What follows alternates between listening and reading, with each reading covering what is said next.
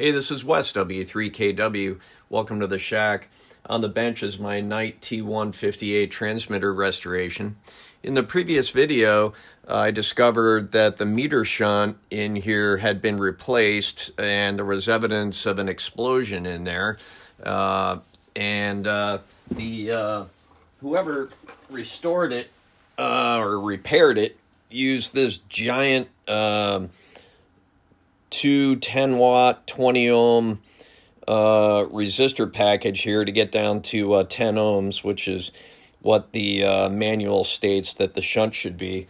The manual calls for a 1-watt shunt. I installed a 2-watt shunt at 10 ohms, but I was a little suspect and I wondered why there was an explosion down there. Was it a short? Was the resistor undersized? What was going on there? Since the meter, the manual called for a 1-watt, I installed a 2-watt. I'm like, I should be okay. But before I continue, I wanted to calibrate the meter and make sure that shunt was indeed correct for the meter, because there's no labels on the meter, and I don't know what the internal resistance of the meter or the sensitivity of the meter is. So I put my DC power supply on here. I'll show you over here. I'm using this Agilent right here as a supply because it has a wheel. And I hooked it up across the shunt and started turning up the voltage. And the meter maxed out at 1.56 volts. Well, 10 ohms full scale at 1.56 volts means full scale is 156 milliamps. So that is way off the 500 milliamps.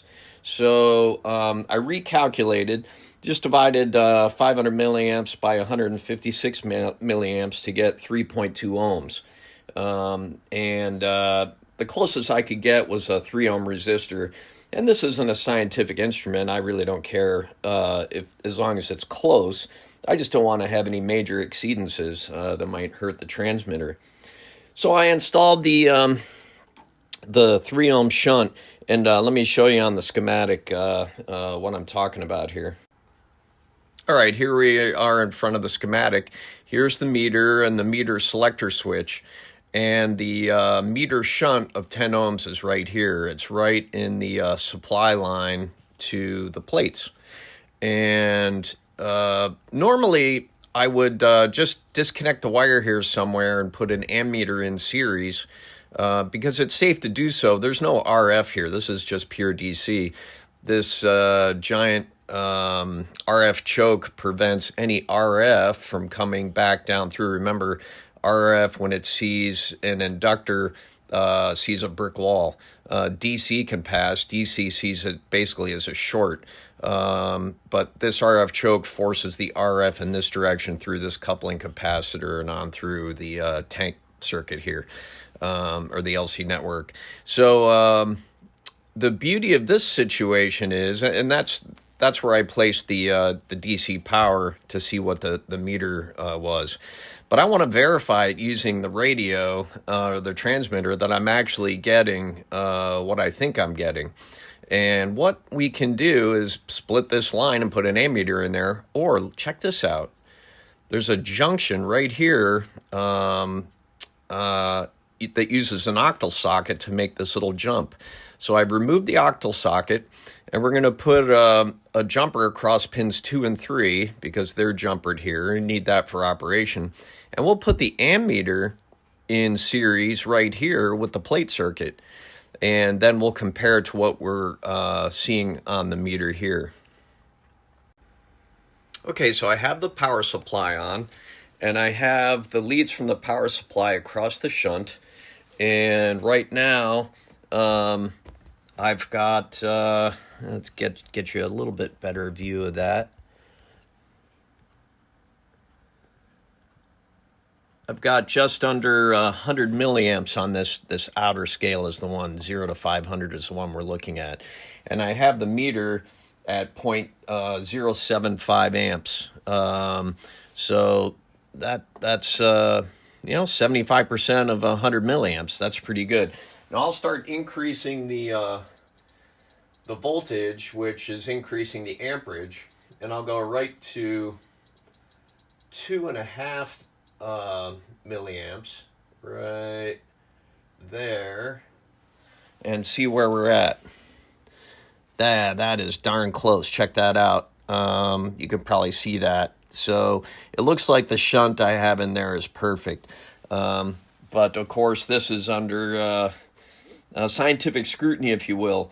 Let's try it under real-world conditions and see what the actual transmitter shows us after I put the ammeter in series. Let me show you that. Okay, here's J1, and here's the octal socket that would make those two jumpers required for operation. Let's put the ammeter in series with the plate, and then I'll just jumper that other required pins 2 and 3. So let's get that set up. So on the meter, you leave the common, pull the lead out, put it in milliamps, because that's what we're trying to measure, and then we'll end up on the milliamp scale here. And let's go inside and find pins 7 and 8. I need a light to do it. Glad I'm able to do this in real time here for you. So let's find pins 7 and 8 on there. There's pin 1. There's pin 7 and 8. So it's the purple and the white wire there. The white wire looks a little easier to hook up over here. And then the purple wire, I think I need to actually just get in there and hook into it. Let's see if I can do this. Yeah, that's on. That looks good. Okay. And then we need to jumper, according to the schematic, pins 2 and 3. And 2 and 3 are right here. This resistor and this wire right here. Just make sure nothing's touching. Okay, that looks good. So that's pin 2 and 3. Okay, so now the wiring is all correct. Now we just need to fire this thing up, and I'll point you at the 2 meters here.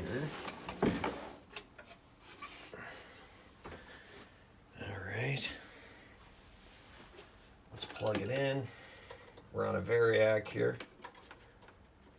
Let's turn it down and make sure we're not causing any problems. We'll go to VFO spot, and let's make sure the dummy load is plugged in. It is. So the rig is on a dummy load, which is 50 ohms. We are on the 40 meter band, and we are in VFO spot. All right, so let's go turn some voltage on here. And I am monitoring on the ammeter to make sure I didn't cause any shorts anywhere, and it looks okay. We're drawing just about 3/4 of an amp at most, a little less. Ooh, yeah, I just got zapped. My arm touched something on the bottom of the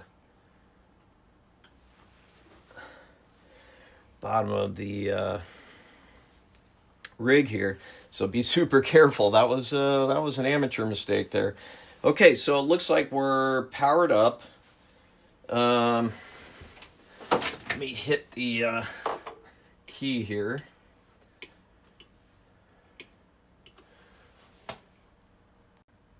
Okay, I paused the video there because I realized you wouldn't be able to see the Palstar dummy load over here, so I hooked up my Drake W4 watt meter here so you can kind of follow along with that. So anyway, we're in VFO spot, and we go to buffer grid, and we peak the oscillator on the meter there.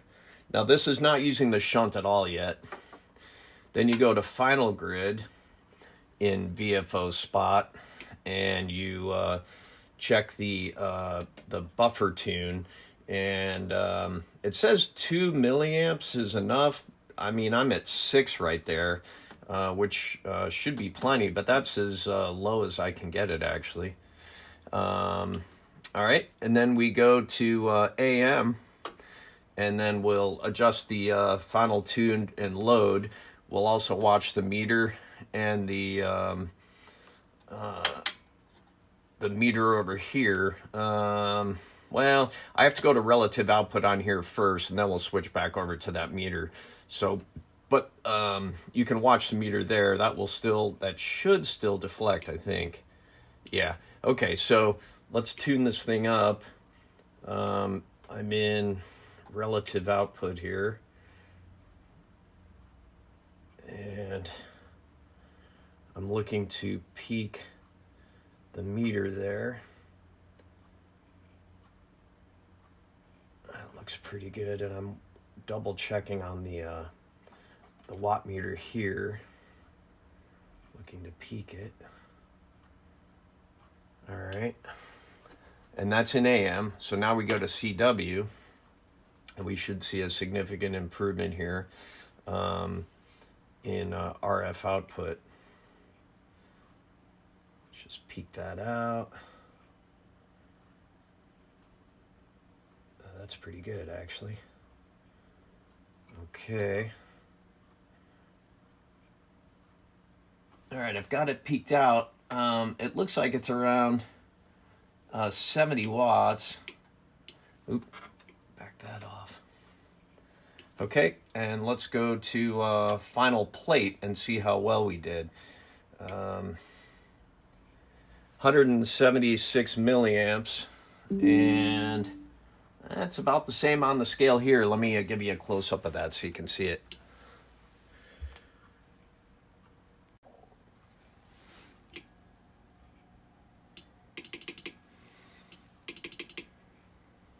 All right, so, I don't know, 100 and, let's just call it 180 to round it off. And on the ammeter, we're at 176.5.